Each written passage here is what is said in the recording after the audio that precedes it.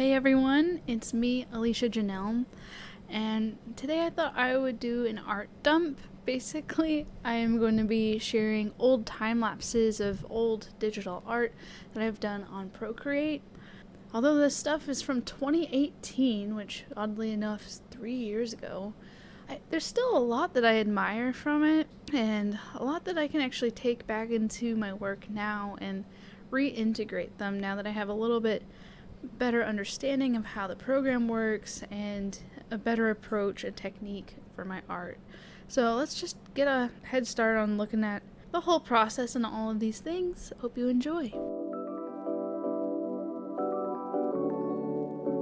You can kind of see how I went through my old process. It was very much like sculpting, which I love still doing that with my work, but now I try to sketch a little bit more beforehand. But you can see here I'm working on trying to capture the look of bokeh, which it gets so distorted from like the further away something is and the closer something is from to the viewer from the point of focus. It's kind of hard to really nail that down, but I kind of like that about this era of my digital art. I'd love to try to capture that again.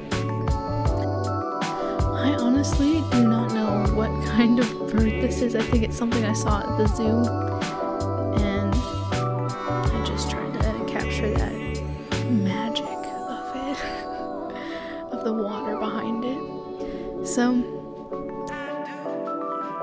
I like it though. I like the colors, and maybe I shouldn't have backlit it too much with that water, but I thought it looked cool.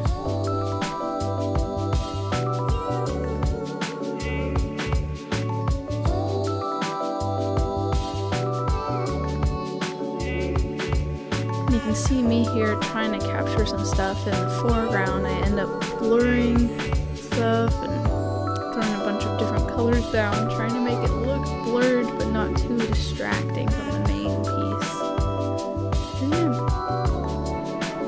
This one, it's a sweet little Stellar's Jay. I love them. They're all over Northern California. They're sweet little ones. I think they're cuter than the normal blue jay that we're all used to.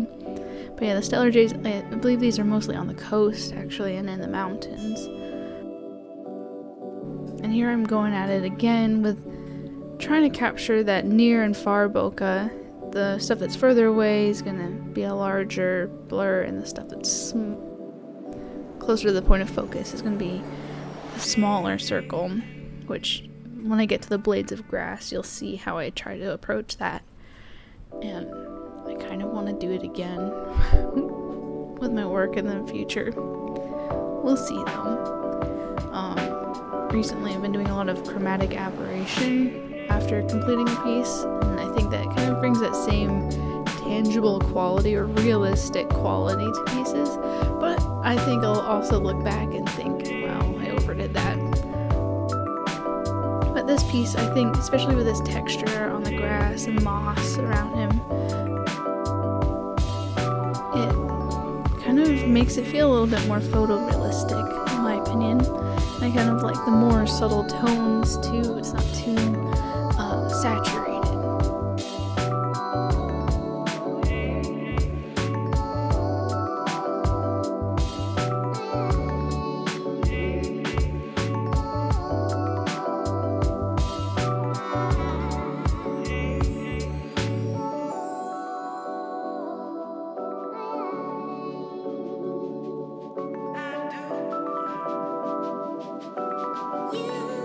Yeah, those are the little wispy grasses that I talked about too. And just leave little bits of highlights here and there that pop out. Yeah, there it is. Okay, so this one was inspired by a weed growing in my parents' backyard. In the old version of Procreate, these time-lapse videos are a little glitchy, so they look really weird.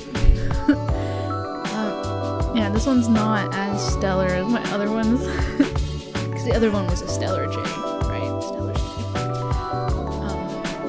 But yeah, just trying to get an idea of how organic life grows and looks. And it gets so muddy and frustrating sometimes trying to reach past the green veil and make something look real and recognizable.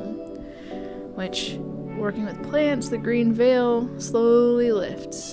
So, this is a dandelion though, I think.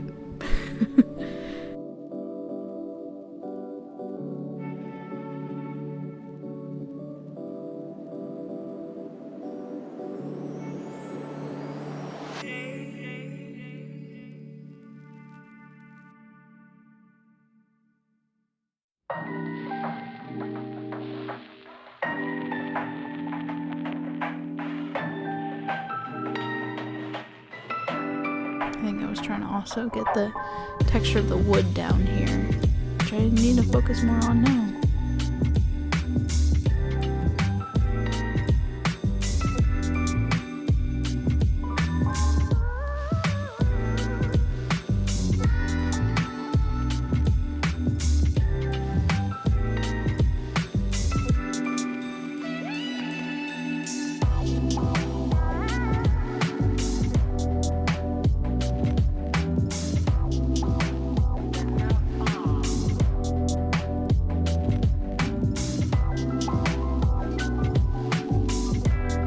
This is a Tarraco, which I can't really remember where they are, but this was based off of a photo that I took of one that we had at our local animal park. I actually worked at the museum that was attached to it. Unfortunately, this individual has passed away, but she's a beautiful sweetheart, and I don't think I've ever seen a bird quite like it. I like drawing birds. I like birds, but I don't think I'll ever be a bird person. I'm definitely a cat person, and I am a bird person, but I don't think I'll own a bird other than like a chicken or something, because I don't know if I can give the best quality of life to one. They're such sweethearts though, so beautiful. And with this image here, I think I was doing something a little different than normal, just doing a simple dark blue background, trying to make the subject a little bit more classy or something, not to be too distracted by the background. The reference photo was probably pretty busy, so I like it though.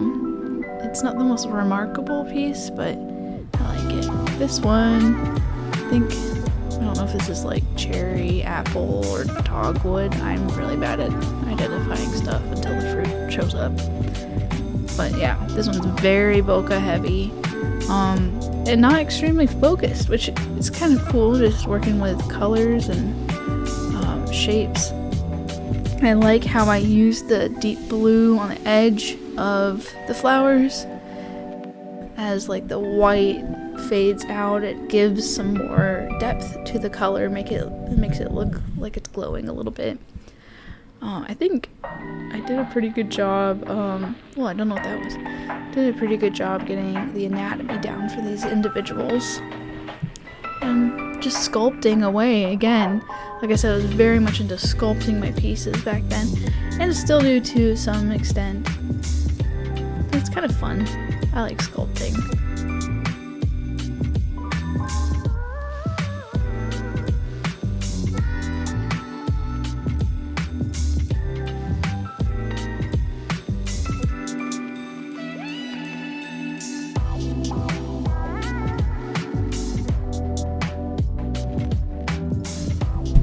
Here is a butterfly. I actually don't like this one. There's not a whole lot going on in the composition and in the actual subject. But I like the purple with the yellow and that deep green for the background.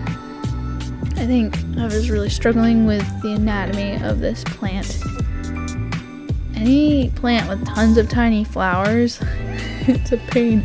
I think I'm working on a piece with a different butterfly, also on a tiny flowered little collection cluster thing right now. And I had to take a break just because it's frustrating, so I think that's why I kind of half did this one. Not a huge fan of it.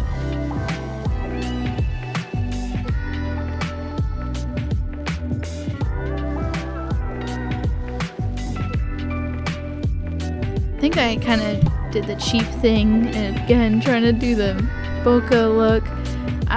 Like I said, I'm not a big fan of how this one turns out, but I hope maybe you guys will like it. Let me know. I would love to know what you guys think. Comment below. Tell me which one of these is your favorite. This isn't the last one. There's still a little bit more to go, but I just want to hear what you guys think I should bring back into my art. What did you admire or learn from? This one, I have a bad knack not keeping my plants alive, like by forgetting to water them, which who knew that's important. I'm trying to remember where this reference photo was taken. Obviously in our house somewhere. Oh no, actually I know where this was taken. It wasn't one of my plants, but I kind of liked how it looked. I liked how the stems were backlit and wanted to capture that. Yeah, it's kind of a fun silhouette, fun setting.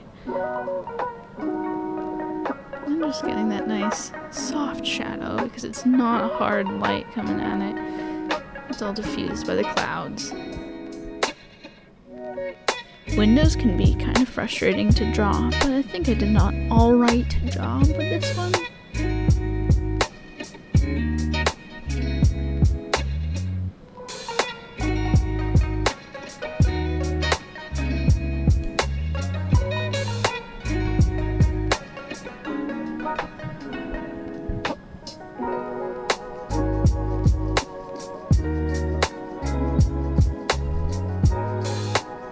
Okay, and this is the last one. I really love lorikeets. And so, again, the bird thing. But, this is an Edwards. It's been so long, I actually don't really remember what type of lorikeet this is. But it could be an Edwards, it could be something else, so don't quote me on that. But this one, again, the bokeh. I need to do this more. I love it. I can do it better now, I think, but yeah, this Edwards lorikeet, these guys, they drink nectar. They're so cute and colorful, and they actually don't really have pigment on their feathers. If you were to look at the feathers under a microscope, you can see like the iridescent quality of it, just purely reflecting beautiful, vibrant colors back at you. Yeah, I remember the Edwards being super cuddly and playful. They would hang off of my shirt and want to even play with my earrings. They're so cute. So I'm kind of impressed with how I was able to capture the feathers on this guy. Just because I am very impatient when I paint. I think I chose to be an impressionist because it can kind of be lazy and just move on to the next project after I've gotten the general idea of my subject. But it's still important to make sure things are accurate when you're focusing on an object. Impressionism is great for capturing color and the essence of a space. But if you're working on a still life or an animal piece, sometimes you just need to be more attentive to detail. I think I eventually get rid of those little branches in the background. I don't know, I think they kind of look weird. Brought his legs down a little bit. I love digital art, you can cheat so much. Oh yeah, I'm bringing in those blues. Yeah. Yeah, I did get rid of it. Just finishing off that bokeh.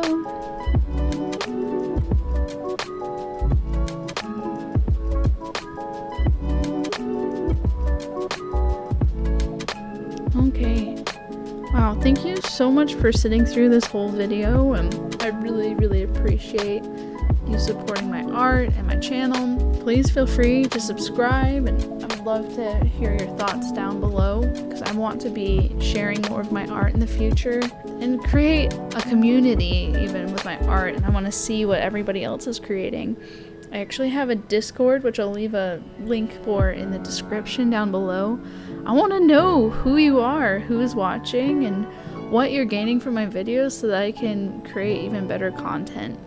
But yeah, I hope to be making some more of these art dump time lapses if you guys like them. In the future, I would like to create a little bit more of an interactive type of video where I can even be physically there showing you the process. These things are from 2018, so they're old, so it's too late for that. But I'll be sharing more artwork here in the future, so please stick around, and thank you so much for watching. Have a great rest of your day.